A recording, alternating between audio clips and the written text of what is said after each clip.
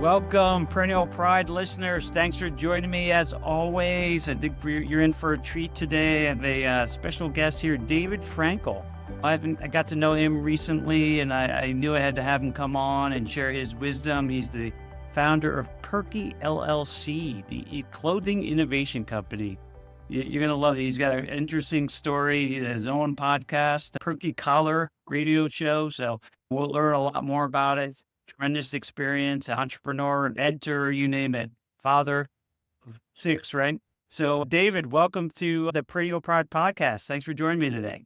Thank you, Tom. I really appreciate the opportunity to share the story and share some good stuff with the guests. I really appreciate getting to know you a little bit. And, hopefully we're going to dive a little deeper into kind of how you started your entrepreneurial journey and how that's evolved over time. So, tell our listeners a little bit more about you, how you got started in business and entrepreneurship, and kind of what's your journey been like. Sure. Well, I've always kind of been a fan of inventing things, solving problems. I remember even in high school, I came out with a garbage can that I put on a racetrack to take it from the house to the curbside. Because I was a lady teenager. I was tired of getting the trash can all over the curb. And there's got to be a better way. It never evolved, obviously, because it really required people to have the track put in the driveway before the concrete was laid down. So it didn't evolve, but it's just a mindset. So I think as an entrepreneur, we all have ideas. The question is, what do we do with them? And sadly, only 3% of patented ideas ever come to market. And it's a very staggering number. Imagine how many amazing ideas are out there that people take to their grave. They're so proud of the patent filing. They're so proud of the patent certificate, but then they lack the effort, they lack the drive, they lack the initiative to bring it to market. It's sad. I mean, there's a lot of solutions out there that we just don't know about that could be out there solving problems every day. So my story, I guess, really started in 2014 when I discovered the problem of the droopy, saggy dress shirt collar. So I'll give you a quick visual of what my shirt would look like without my tool. And this is a slop. There's a lot of people in downtowns, uptowns, all across the country. They'll walk around their downtown area looking like this and thinking it's okay. And their wife kiss them goodbye. They look like this. And they go into corporate meetings with big executives looking like this. And it got to the point where I said, enough is enough. This is not okay. You can heavy starch your shirt all you want. You can buy new shirts every month all you want. But it's not okay. So I created a tool that simply goes under the collar. That looks like this. And all you do, just drop your collar down on top of it. So it's super lightweight, but super strong. And now I have a nice high collar professional look. So this is how the shirt looked when you first bought it. But after you wash it, after you wear it, after you store it, it starts to collapse.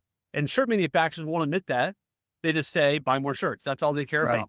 We're just buy more shirts. So as I pitched this to stores all across the country, they said, no, we don't want your invention in our store because we want to sell more shirts. I'm like, but at the same time, if the shirt's in great condition except for the collar, why should I buy a new shirt just because of the collar? We don't care. We want to sell more shirts. So it was hard to get that 80-20 rule applies. 80% of the stores just didn't care, didn't want it. 20% were intrigued.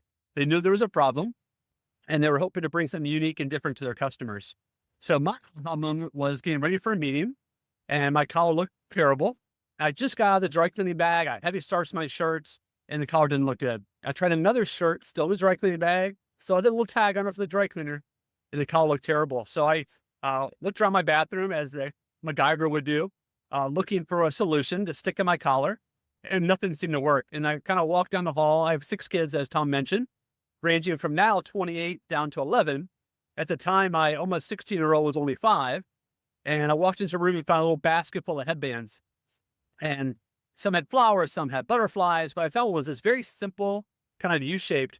And I thought, I wonder if I add a little support to the collar, if it would help. So I ran to the hall bat, or down from where her bedroom was, put it under my collar, looked in the mirror and said, you know what? Super comfortable, because the little head was smaller than my neck, but at least makes my shirt look more presentable. Let's go with it. So I went to the meeting wearing this little headband around my collar, install it. And then after the meeting, I started thinking about my relationship with a company called Inventus here in Charlotte that a playground manufacturer I work for shared space with.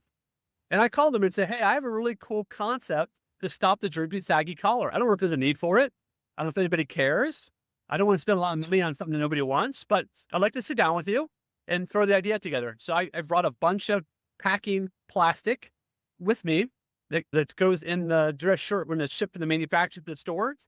to help me gauge the height of the collar, the length of the collar, and so on and so forth. So that kind of had the packaging kind of had a baby with a headband. And that what became known as the Perky collar, which is this is the finished product. Box is beautiful. I spent a lot of time designing the box. People don't realize it's not just the product. It also has to have a sexy box. So this box has a purple tag, which our colors are purple, white, and black. So that worked out nicely.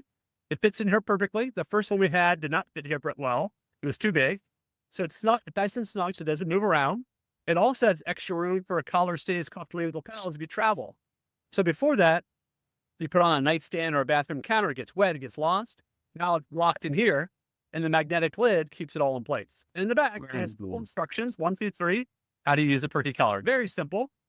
Hopefully, so simple that no one could do it wrong, but people still do it wrong.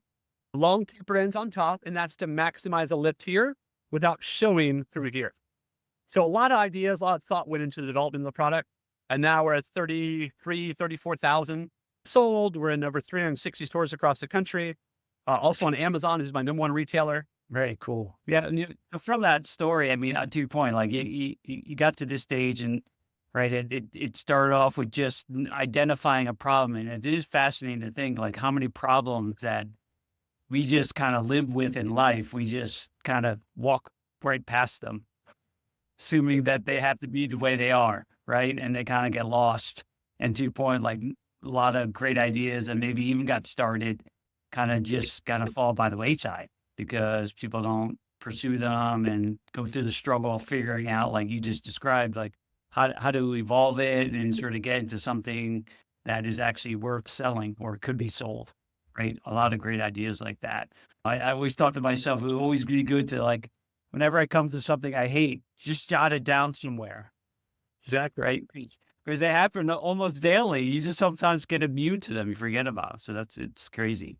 So, but it sounds like, so let me step back for a moment because you talked about your childhood, but like you just were kind of naturally like, were you just like naturally like that? Like you saw a problem, you just want to go fix it. Was that a natural thing or did that something, what spurred that sort of mindset for you as you were even at a young age?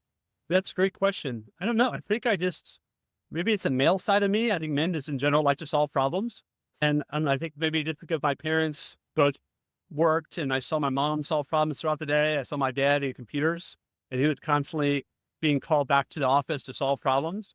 I just kind of looked at it as problems, something you work on. It just happens every day and every day is a different problem and you don't stress over it. You keep your emotional intelligence at a peak. You take it in stride. You don't get emotional. You don't get reactive. You just, okay, what seems to be the problem? It's kind of like a doctor. You ask questions, you kind of diagnose the problems, and you find a solution.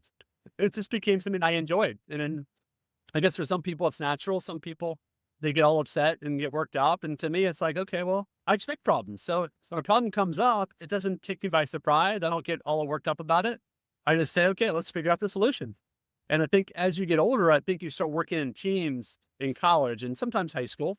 And then in the workplace, it's not just your job to solve a problem. It becomes teamwork to solve problems. Yes. And it's, again, I think even as we get older and get into relationships, that problem solving skill sometimes gets in the way because our wives want us to just listen. And it's so hard to take off that fix-it hat because I want to solve every problem that she throws my way. So that is an agreement. Honey, if you're going to come to me with a problem, tell me before you tell me the story. If you want me just to listen, or you want me to solve the problem, because my immediate reaction would be to solve the problem. And many times she'd get upset. It's like, I don't want you to solve the problem. I'm just trying to share with you. I'm like, well, why didn't you tell me that to begin with? I would have taken action. So sometimes we just have to know our strengths and weaknesses. We're not going to change. It's just how we communicate helps us get along better with people around us. No, it's huge. And that whole emotional intelligence, I think it's one of those things I think certainly when younger, really didn't think too much about. As I get older, I really truly appreciate that more than anything, because to your point, like all these problems that you solve this very practical problem, like when I look at some of the problems in the world, they are solvable if you put the effort behind the experiment and try to figure them out, right? I almost believe in my life these days, like almost anything's solvable, right? With enough energy and ingenuity and to your point, maybe collaboration with others to shape the idea of a solution, but having the mindset to know that these are all solvable if you want to, right? If you can persist enough and just stay calm and recognize it, maybe the first two, maybe 100 passes of it may not work, but you can continue to persist along with it, right? And I think a lot of these business challenges like these things, I just truly believe as I learn about these things, it's just a matter of being consistent with it and staying calm about it and sort of logical about it, and you got to kind of move and solve them, right, without sort of worrying about them. So it's kind of an interesting kind of concept. You got it when you were younger. A lot of people never get there. And I think being patient and persistence also important. It's an obnoxious persistence, but it's one of those things where if something doesn't work, you keep trying. I think side of my brain, I like math because there's a definitive answer versus writing. It's all about interpretation. So I've always liked math. Here's what we're going to teach you today, and here's the answer. And I want you to show your work how you got the answer. And I think a lot of problem solving is very much the same way. And once I started having children, I started teaching my kids, don't just come to it as a problem. I want you to think about the solution. Present to me 3 solutions, and we'll talk together to figure out which is the best solution to go with. But I want them to get that critical thinking mindset going at a young age. And that way they become problem solving themselves versus they get to high school and it's like, oh my gosh, this happened to me today. They get to college. Oh my gosh, this happened to me today. And they're expecting mom and dad to always solve their problems. And you're creating dependency from your children to you. And it may feel good initially when they're 1 or 2 or 3, but eventually you create a monster. You create someone that can't solve their own problems. And that's a problem. You have to let them figure it out themselves. And most importantly is let them fail. I know the word failure seems terrible, but everyone expects to have all A's and 4.8 and 4.5 and being on dean's list and president's list and so on and so forth, so we can brag about our kids. But we're doing this more harmful. We don't let them fail at a young age. We don't know how to teach them how to get over failure. They're just giving up when they fail. When they get to college and not there to pick them up, they're just like, oh my gosh, my life's over. I failed a test. You know what? Maybe you didn't study right. Maybe you didn't study the right material. Maybe you don't know how to study. There's lots of things you can learn from that. And if you look at the historical data of entrepreneurs that failed, how many times did Colonel Sanders fail with his chicken recipe? He was 18 years old when the KFC took on. I mean, who the heck wants to go around pitching chicken for him like 80 years old? You want to be in a nursing home, playing golf, relaxing, playing shuffleboard, checkers, chess, so on and so forth. You don't want to be driving around, but that guy could grind, and he didn't stop until he found someone that would take his recipe. Look at Thomas Edison. How many times did the light bulb fail? So you have to have this internal drive to keep working on it. And if you fail, it's okay. It's a learning opportunity.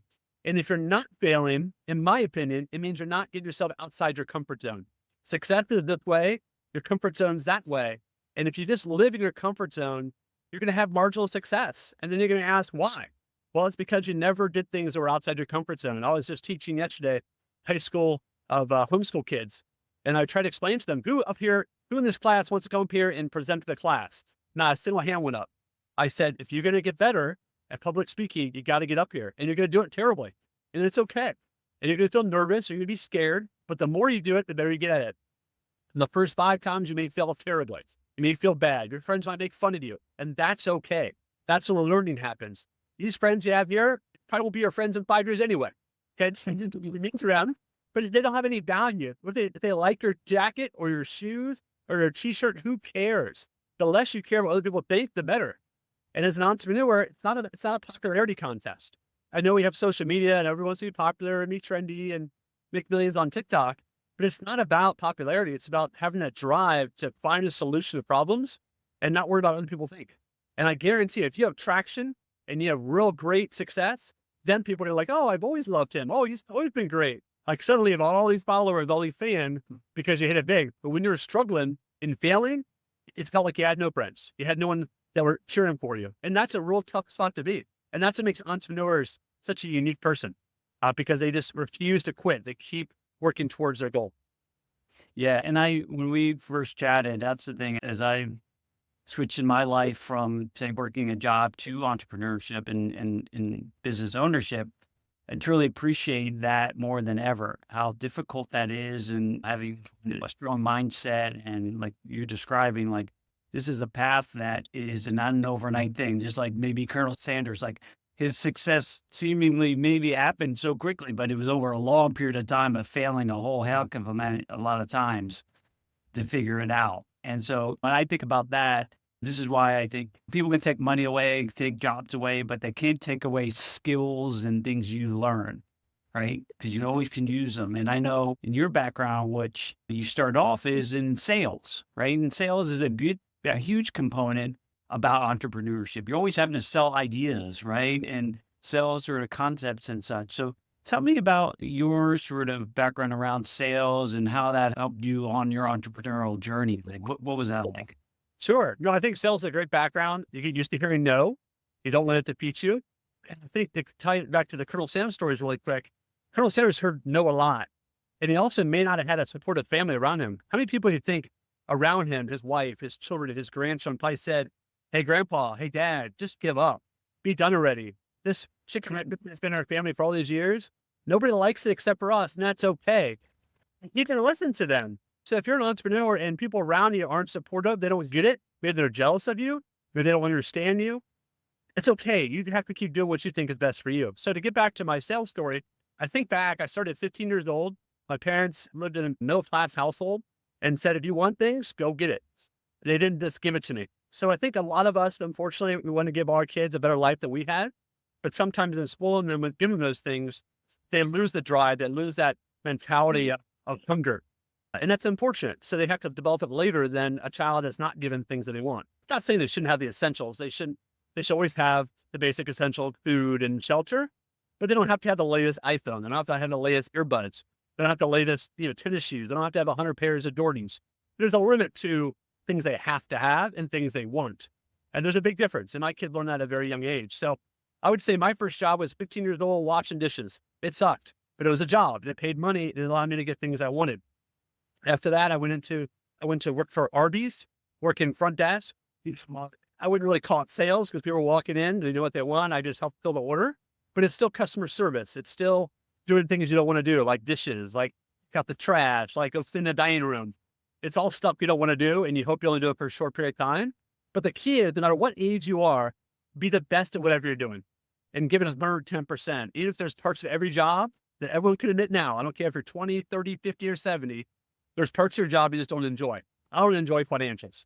I enjoy looking at the results of the financials, but I don't like creating results. I don't like to create the financials. I don't like doing inventory. Inventory is brutal to me. End of the year, my accountant sends me an email and says, it's that time again, do inventory. I'm like, oh, just stick a needle through my eye would be less painful than doing inventory. But so there's always going to be things you have to do. After I did the restaurant at Arby's, I got into telemarketing, doing phone research, and then trying to think what else I did. I did a landscape maintenance, which wasn't sales, but it was hard work, but it paid. Then I went to college, took a photography class. And for 12 years after that, all through college and even after college, I got into in-home sales. And in-home sales is a really unique opportunity because you're going into their environment. And fortunately, what I was selling was baby photographs. So the company had two parts. They had a photographer that came in the house and took the photographs, and I came back with the printed photographs. If whatever that is now, people watching that are born in the 2000s, like, what's a printed photograph? I just see it on my phone. So back in the day, we actually used to print photographs. My grandma used to write dates and information on the back of the photographs so you knew who they were in the picture. So that's all antiquated stuff. But I'd go in with newborn photographs, a month old, 6 months old, family photographs, things like that. And I had to do what's called romancing the photographs. It was a skill I had to learn. So I had to look at the expression the child was making and find a funny, clever, unique way to speak for the child. Back in the day, the movie Look Who's Talking was a funny movie with, who's in that? Chrissy Alley and somebody else. Who's the other guy? Travolta? Travolta, yeah, John Travolta. I was the other person. So it's just a funny movie because, again, they were the voices of the babies, and it just made it entertaining because we can't understand what our babies are saying or thinking. So that movie kind of gave us enlightenment on how a baby is thinking and talking. So I kind of had that kind of job. I always look who's talking, but when it came to photographs, I learned that photographs are a window or a doorway to the past. I learned that a photograph is a rectangle that means nothing right this second because the photograph was just taken. Time hasn't passed yet. So my job, my first real job in sales was to take them into the future. Another great movie from my day was Back to the Future with Michael J. Fox.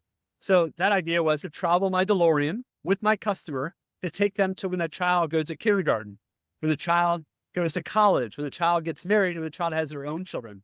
My job is through communication to help them see when this rectangle, that's a window or doorway in the past, has value. Because right now it's just a rectangle. I can take another photograph right this second and it'll look and feel about the same. But when this child has those moments, of independence, now those photographs come back out and they have a lot more meaning, a lot more power than they ever did. And God forbid something happens to the child. There's a tragedy with a parent, a grandparent, an aunt, an uncle, a parent. That photograph now suddenly becomes a lot more valuable because that's all you have left.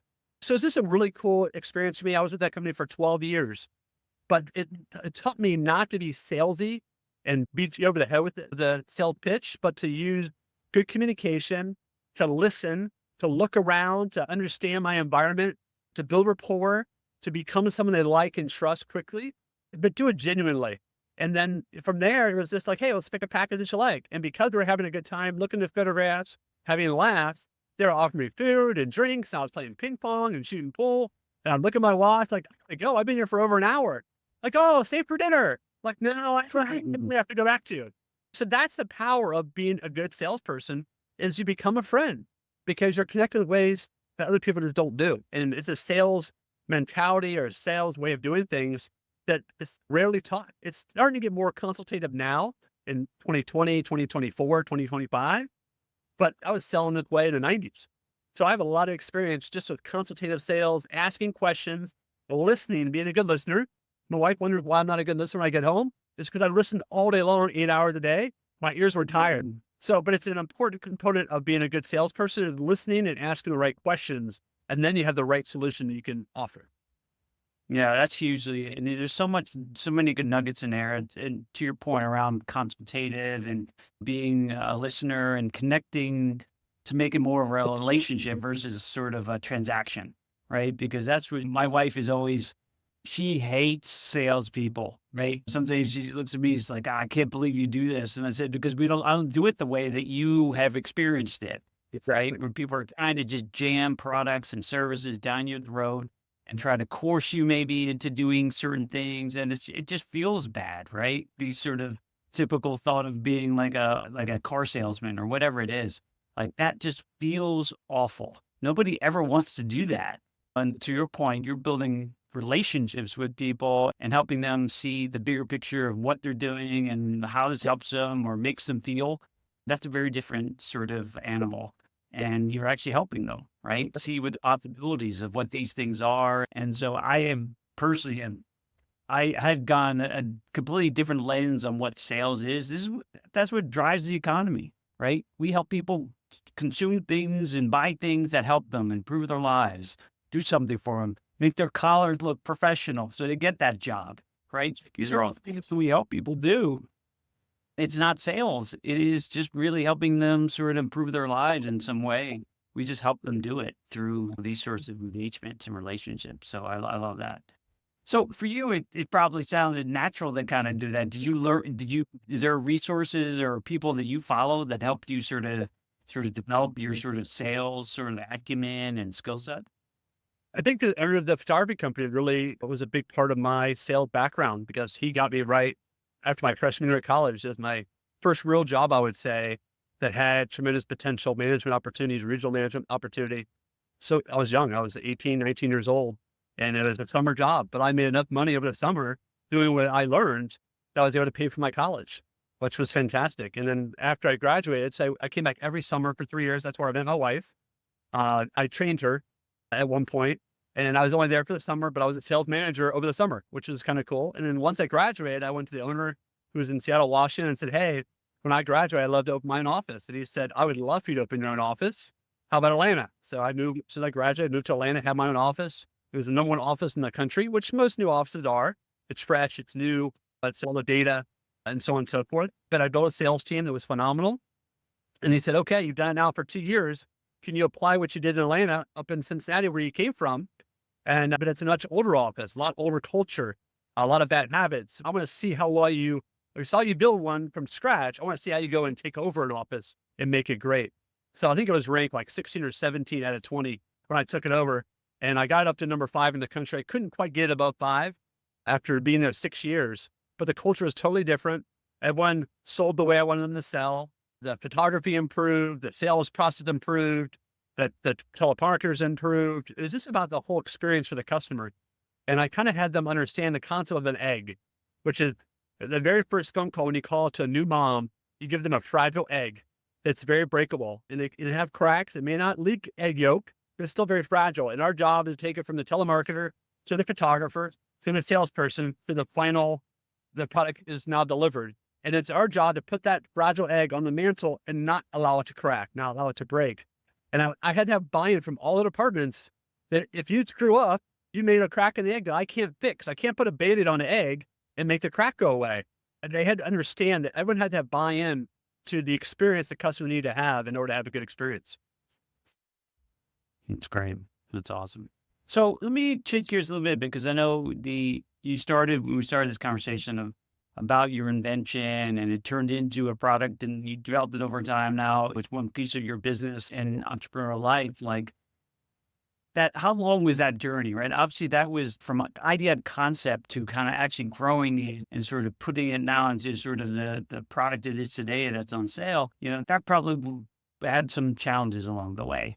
So talk a little bit more how that started, because I want to give people some thoughts around like, if they're thinking of concepts or ideas, like how they even get started in here, right? Other than maybe solving a specific problem, but like how that start for you and evolve and develop to the point it is today.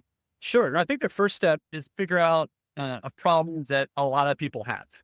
The bigger the problem, the better the opportunity. So if you are solving a problem that's just good for your city or your neighborhood, it's not going to go anywhere because it's not a big enough audience. If your product's only for men or only for women, it's obviously not limited to half the population. So try and find a product that is going to be a solution for as many people as possible in the big area as possible. So that's step one. Number two, does anybody care? And obviously the hard part for most entrepreneurs and inventors is they care so much, they just assume everybody else is going to care as much as they do. And that's not accurate. So you have to do your research. You have to talk to people. Obviously you're careful about giving away your idea and then people see your idea. At some point you have to give that up. I mean, you can have people sign NDAs, non-disclosure agreements, to say they won't talk about the product, especially before your patent pending. There is a slight danger of other people stealing your idea, but most people aren't as passionate about the idea as you are, and they're not going to steal your idea. But from start to finish, I had the idea. I called Inventus here in Charlotte. We set up a meeting. I brought in those headbands. I brought in the packaging material. We talked about it. At that meeting was one of the VPs of the company, a marketing person, an engineer with the company. So we had a lot of different kind of minds all talking about it. And I basically paid them to help me along the process. So they did additional research beyond what I did. Number one, do a patent research. Is this item already out there? Don't waste your time developing a product that's already out there. It's a patent infringement. So you're not going to get anywhere if somebody has your idea. So once they did the research, that the idea wasn't out there, that was step one. Number two, and you can do that on Google Patents. You can do it at going to USPTO, U.S. Patent Office out of DC, just to give you a basic understanding that invention's already out there. And then once it's not out there, then we kind of went to the next stage, which is, okay, how big is the audience? And I told them over and over again, before I pay you any more money, if it's not viable, it's not going to be successful, let's just stop. And every stage went through, they said, no, I think there's enough people. We looked at all the business people that wear dress shirts. We looked at all the people globally that wear dress shirts. And we felt, hey, it was worth pursuing. And then we started looking at, okay, what's it going to be made of? So we had a lot of different material, a lot of different designs, I had a lot of different prototypes made, all cost money. But in order to design something that's going to be viable, you have to go through this process to figure it out. And then once I had a couple of different designs, I tested them myself. I gave it to friends and family I could trust. They gave me their feedback. I originally wanted it to be gray because I thought it kind of a razor sharp thing. It was a cool concept. But then as I gave it to people to test, they said no, because if it comes out a little bit, you see it, and people are self-confident. So that's when people gave me the idea, well, we should make it clear. So then we said, okay, well, if it's clear, what are my material options? So we looked at polycarbonates. They're super strong and they're clear and they're super light. Because again, the neck is sensitive. So we want to make sure it wasn't weighing on people's shoulders and giving them neck pains and be uncomfortable. So all this feedback you have to be open to. You can't just do what you think is best. You need public opinion as well. And you need people that aren't just yes, ma'am, yes, sir. Like sometimes we find ourselves talking to just our family and like, oh, Tom, you're great. I think it's a brilliant idea. You need people that give you the truth. They love you, but they still want you still want the truth from them, not just what you want to hear. And so sometimes you have to get away from your family. You have to go to the public. You have to go to business complexes or corporations or anywhere that'll let you in the door to talk to them to get feedback.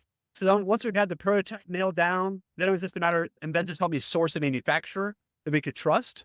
I wanted to have it made in the United States, but everyone's minimums were 25,000 units and above. And I wasn't quite confident enough at that point that this was going to be a hit. So I wanted to have less units. So we finally found a manufacturer in China that was willing to do 5,000 units. And it was a manufacturer they trusted, where I heard a lot of things about Chinese plants that things go out the back door, they have knockoffs, and your product never has a traction. And they said, no, we've done a lot of work with them. We spent a lot of money with them. They're not going to let that happen. So I trusted them to find the right source. They sent me samples. It seemed to work really well. It seemed to be strong. It seemed to be exactly the dimension we want. I sent them a 3D print so we knew exactly what we were asking for. We sent them all CAD drawings as well. So everything was very detailed. I mean, we spent about $100,000 just in the invention process and that first 5,000 units. So the next step that a lot of people overlook is packaging. Because if your product's going to be on retail shelves, it has to be in some type of package. And we looked at a lot of different designs, some things that were simple. And then again, we eventually ended up with this beautiful box. Before I had this box, I had a box here locally from Alpha Graphics. There was a box I had to add a picture to. I had to put a sticker on the back. And I had this little strip that had these tiny little things I had to peel off that drove me absolutely insane. I don't have great nails. So for me to peel off that little tiny adhesive took me forever. And it was a big hassle. But I only had 500 of those. And that was kind of getting me through the first initial blast of inventory that we had. Thank God we finally got rid of them. I used to bribe people to come here and help me make boxes for the Perky colors. The first 5,000 Perky colors came by themselves because we were still trying to figure out the packaging. Then once I found this packaging, another manufacturer about 45 minutes to an hour from where the Perky colors were made, they had this beautiful design that I fell in love with. It was more expensive than I wanted, but I felt it made the packaging, it made the product look so much better and ready for retail shelves. So that one came about 6 months after the Perky color came to market. And then the beautiful thing was then is that once I had a box that was beautiful, when I went to reorder the next 5,000 Perky colors, I had them take the box to the Perky color manufacturer and put the Perky colors in the box and ship it to me as a case. And that was a beautiful time because now the picture is included in the box. I don't have to put the now the picture's in the back. I don't have to add that. So now I get cases on 72. So when I do an order for Amazon, I slap a label on it, I ship it, I don't even open the box. I don't need to. It's ready to go. And I make sure it's padded on all 6 sides to minimize damage in shipping. And I make sure it all comes in plastic bags. These are all little details you have to be aware of because the more product that gets damaged coming from China, the less product you have. And those are all things they're just lost money, lost expenses, things you can't sell. You can't put something that's not retail ready on the store shelf with a big nick in it or a big scratch or a mark. So the attention to detail to make sure it's being manufactured well is super important. And then again, the 5,000 arrived. Now you get out there and get the work done. And that's what most inventors don't want to do. Make the cold calls, walk into dry cleaners, walk into retail stores, go to trade shows. And the one thing I learned very quickly is no one is there to see me. It's a sad truth. I had to get in front of them and say, hey, check out this new invention. Here's what it does really quick. They're not giving you 10 minutes to talk to them. They're giving you 30 seconds. And fortunately, I went to that first trade show in Las Vegas called the Magic Show at Mandalay Bay, a gigantic hotel and convention center. And I went from 60 stores to 100 stores with my first trade show. And that's what got the ball rolling. So then they reordered. You got to keep calling them and giving them tools on how to sell the product. It's a lot to it. And now I'm in over 360 stores. I don't really work on it much anymore because I found those stores there's not a lot of money in it for them. So they don't work that hard to sell it. And again, the 80-20 rule still qualifies now. Whether you're in 10 stores, 500 stores, or 1,000 stores, 20% of your stores will do a good job. They believe in it. They're passionate. They give the product to their employees to wear in the store. That store is obviously going to sell more when the employees are wearing your product versus just put on the shelf and buying 12. That doesn't really do me any good. So Amazon, being a global market, does a lot more volume than any store ever does.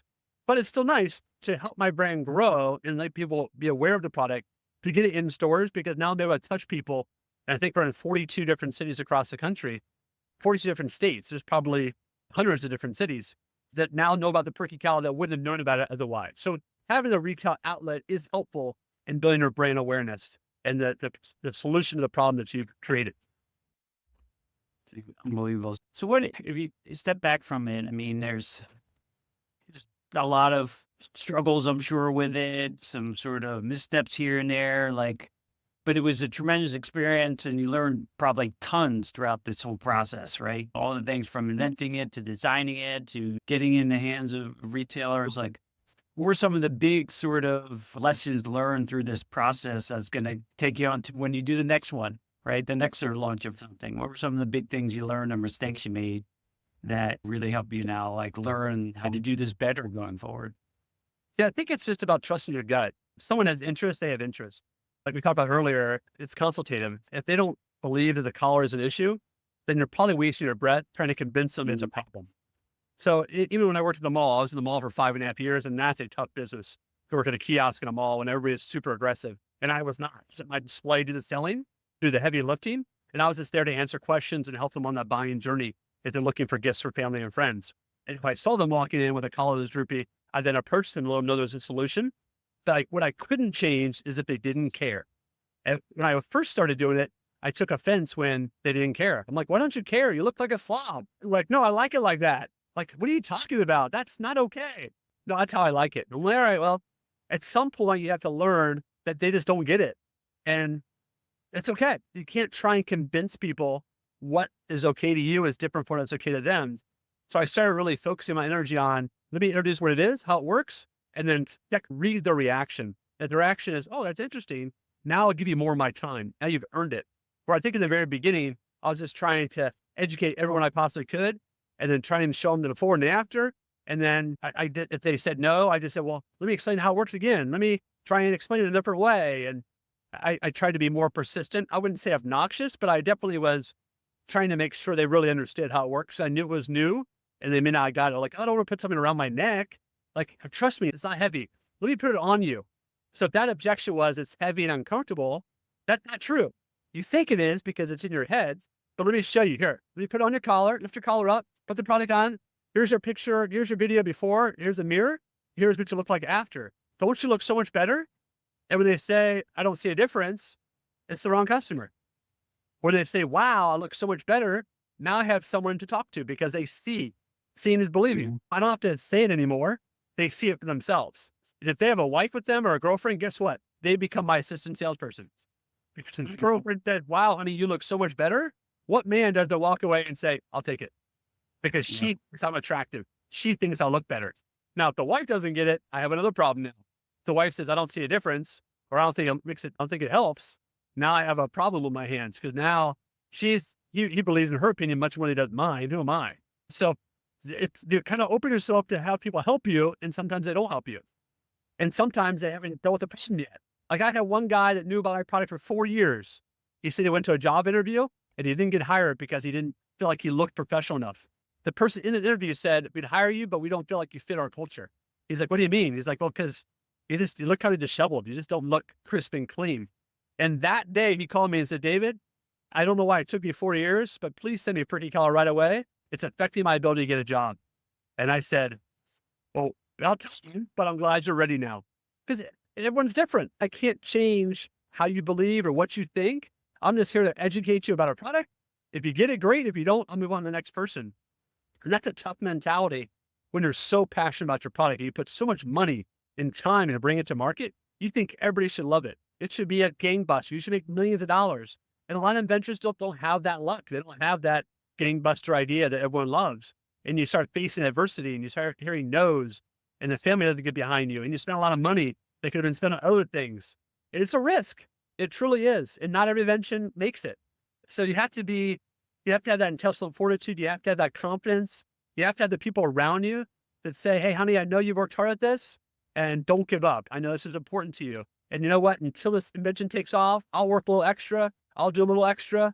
The kids will chip in. Everyone needs to kind of be supportive because it is a tough time. And if your wife is giving you a hard time and your kids are giving you a tough time, you can't afford to go here and they can't afford to go there, and the wife doesn't know how the mortgage and rent's going to be paid, that's this extra punch in the gut that inventors just don't want to hear. And then at some point they just give up because they're putting their family now in jeopardy, and they don't want to ever do that. They're trying to be the provider. So there's the ups and downs that inventors deal with, especially male inventors, because they're supposed to be the providers. Now, if you hit it big, it works. Everybody loves you. Everybody's got extra money to play with. You move into a bigger house, they have a nicer car, but it doesn't always happen that first year, that first 5 years. Sometimes it takes 10 years. I mean, I'm on 10 year now, and I've had ups and downs. I had a store that was doing great. Then I moved out of the store into another store that had terrible traffic in the mall. And it was the worst, revenue I've had for 4 months. And I had totally closed my retail altogether. I'm strictly online. And I watched my revenue drop $100,000 in a year. And my wife's saying, are we going to make it? And I said, we will. It's just a pivot time. And I need you to hang in there. I don't need you to harass me. I don't need you to nitpick what I'm doing. Understand that I will find a way. I'll find a different avenue to get better results. And this is happening for a reason. And when you work retail, you're putting in 80 hours a week. The malls are open 10, 11 hours a day. It is brutal. But doing that process, working at kiosk, talking to people on a daily basis, it gave me the knowledge and the experience and the base of customers that I now have for the rest of my time with that product and my time with the business. And they're reinforced like, man, where'd you go? Hey, I'm at the mall right now. Where are you? Like, I closed. Closed? Why'd you close? It's that type of stuff that keeps you going. When someone says they miss you and they want you to come back and can they still buy from you? That's all great stuff to keep you going. Or a store calls you for the first time out of nowhere and says, hey, I heard about your product. I want to buy this. I want to buy that. Or I get an email saying, hey, I want to be a vendor on Amazon. And I said, here's an invoice. And they pay it right away. And I have a new vendor. So you go from being a hunter to being the hunted. And that's a really great phrase to write down. When you go from the hunter to the hunted, it's a great feeling because you don't have to work as hard. Now people heard about you and they want to be a part of what you're doing. And that's a great feeling. And that gets you through the low times. And it makes you feel great because all this hard work you put in is finally being appreciated by someone besides yourself. And that's it. It's like one of these, you share the stories around it. And it's one of those things that we talk about persistence and they can glamorize entrepreneurship, whether it's on Shark Tank or whatever. And it can be such a grind that people don't see or can appreciate if they're just working a job, right? You can clock in, clock out, right? The paycheck keeps on coming in. But here you are now, to your point, having to deal with the realities and having to pivot and rethink your approach, et cetera. And it's probably never going to kind of go in a straight line. And that's kind of probably part of that environment, right? And that lifestyle, right? And being comfortable with that and recognizing you're going to make it work.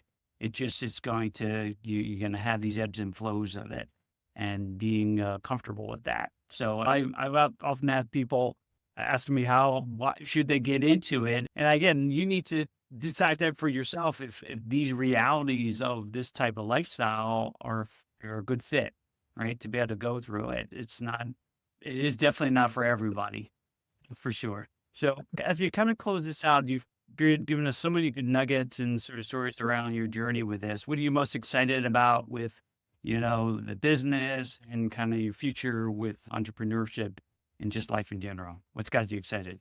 Yeah, I think 25 is going to be a great year. 2024 was not a great year because, again, I left the mall that I had so much success with for over 5 years. I tried an inline store.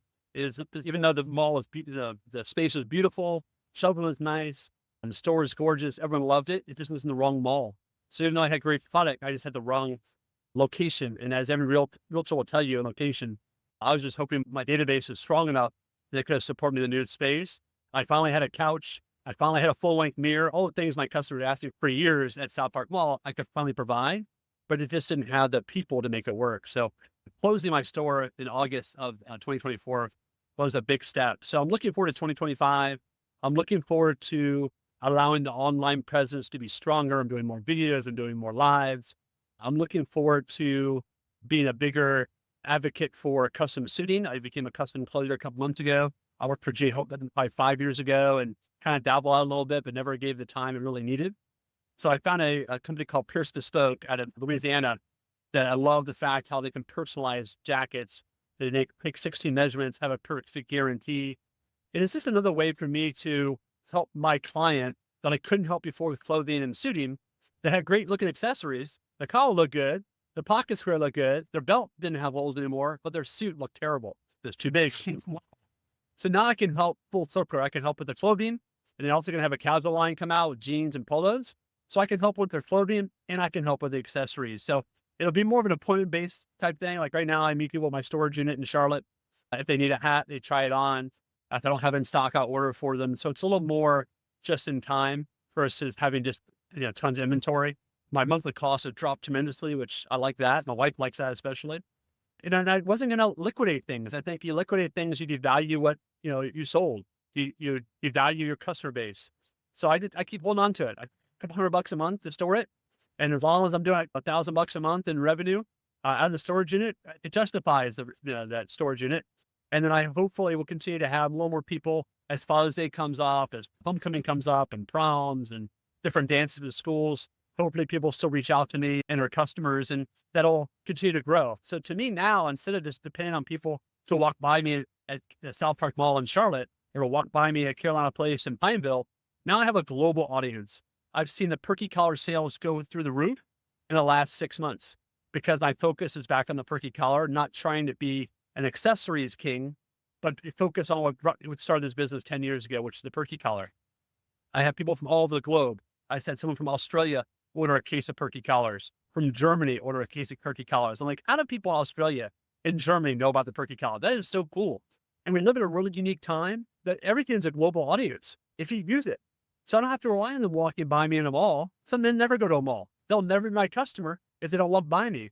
So social media and online presence is more important now than ever before. So I'm trying to work smarter, not harder, spend more time with the family, miss less family things like I did at the mall because you're the biggest time the weekends.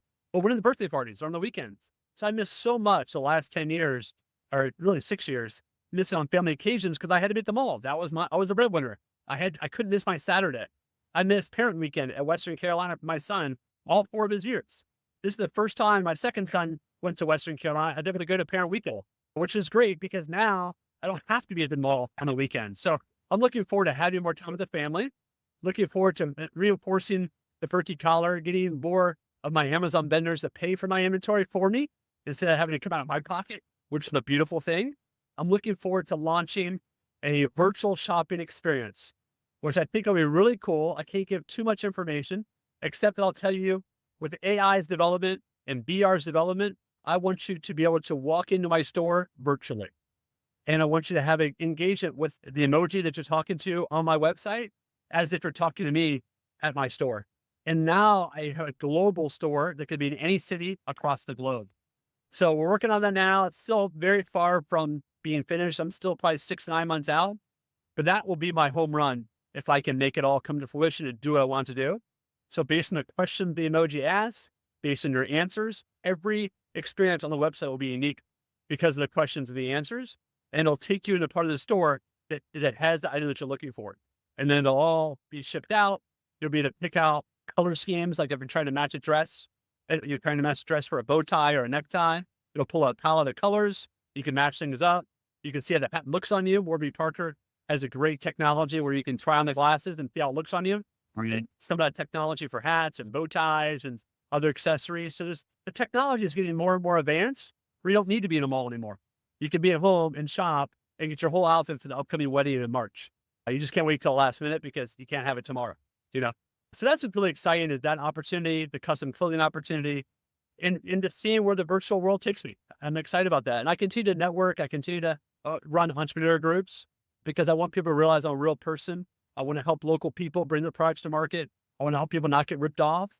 I want to give referrals to people I trust, a patent attorney that I trust, inventors that I trust. They'll do a good job versus a lot of patent companies out there that will take your money, and BetterHelp is one of them. So if you're passionate about your idea, you want to bring a product to market, make sure you talk to someone who's been there, done that. Don't just talk to someone that thinks about it or talks a lot. Talk to someone that's been there, done that. That's the biggest key to avoid making mistakes. And if they haven't made money into their invention, that's not a person you should be listening to for advice.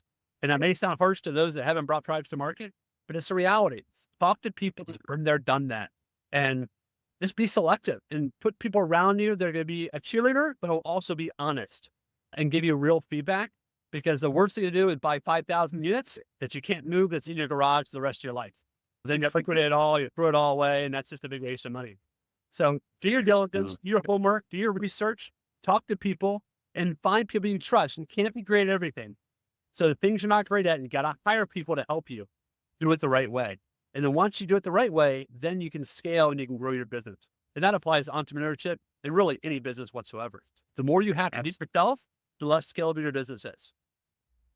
Absolutely. No, it applies in so many different sort of areas, and certainly even in just, your business being your biggest investment, right? Your invest is a big investment, and that's why you have to get the right people that tell you the honest truth and give you real facts so you can make good decisions on what you're doing with your business or investment. So David, this is really great. Your energy is infectious. Thank you for sharing your wisdom and experience around this. How can folks, go learn more about Perky LLC, your website, right, to learn more and purchase it there or Amazon, right? Sure. Yeah. So the website is perkyllc.com. That's spelled Perky LLC.com. I'm on all the social medias or Facebook, Instagram, LinkedIn, Pinterest, Tumblr, TikTok for now. Hopefully it's still on. Next week we'll find out. Yes. I'm on Pinterest. I said at Tumblr, even on Snapchat. My oldest daughter got me on Snapchat. I'm on X and I'm on Twitter. So every social media that's out there. I even looked at some new one called Red Dart or Red something that's supposed to be taking over TikTok. I open all of them just because you have to be visible. You have to be available for people to find you. I also have 2 networking groups. If you're in Charlotte or you own a business that you may be interested, one's called the Charlotte Entrepreneur Think Tank. It's open to men and women business owners as a support system. And I just launched Manpreneur, which is open only to men to help them with mental health as a business owner, as a father, as a husband, how to juggle all of it. And we go through all kinds of things mental health wise, dealing with ups and downs in our business and how our family treats us, how our kids treat us, how our spouse treats us, and being able to handle that type of rejection and not having people you can turn to share some of those challenges is very difficult for men, which is why men commit suicide at a very high rate. So we want to be a support system for men. I'm really hoping this Manpreneur concept that I've created in Charlotte opens up in other cities across the country. We can start having regional conferences and national conferences to help men that want to invent and want to own businesses, but don't have the support that they need around them and just be a resource for them. Trying to think anything else. So Manpreneur, Charlotte Entrepreneur Think Tank, social media, the website. You can also buy on Amazon. I'd rather you buy through the website. But if you want to buy on Amazon because you already have an account, that's fine. It's the same products, just coming from different sources. I guess that's it. Social media, the podcast is great. I've had over just under 200 guests. It's called the Perky Radio Show. And you can find that on Spotify, Google Podcasts, Apple Podcasts. It's a great podcast, just like this one, Tom, that Mike Oka said, why'd you start your business? What mistakes you make in growing your business? What'd you learn from those mistakes? Share a success story. And that's it. 20 minutes, 25 minutes, digestible, industries all over the globe. I just learned so much from my guests. It's remarkable. It helps me, and I love sharing their information with you as well. And again, Tom, thank you so much for being on the show. I've enjoyed sharing my experiences and hopefully help somebody that's listening. Yeah, absolutely. Thanks again. And you're everywhere, so you can find him very quickly and all his information. So David, appreciate your time, and we'll definitely be staying in touch and seeing how the Perky business evolves and seeing what your next invention will be. So thanks for joining us. Thanks. Okay. We're also on YouTube too. Don't forget that. Of course. Thank you. Thanks for joining me on this episode today. I really am grateful for you as listeners to the Perennial Pride podcast. I hope you're getting some tremendous value out of it and hopefully pushing you along your journey to financial freedom. I put this podcast together really to help you get more educated around your finances so that you feel empowered to live the life that you really want. And if you like the content that you heard today or watched, then I would encourage you to go to my website, perennialpride.com. There's tons of other content there. And you can access my book, Wealth Beyond the Numbers. You can buy it there on my website. It's a aggregation of a lot of great tips and tools I've learned to not only build my wealth in my accounts, but build wealth in my life and abundance and joy, and something that has a lot of my experiences in the journey that I've been on personally. Hopefully that can be also of value to you as you sort of move forward. So thanks again for being a Perennial Pride listener, and we'll see you on the next episode.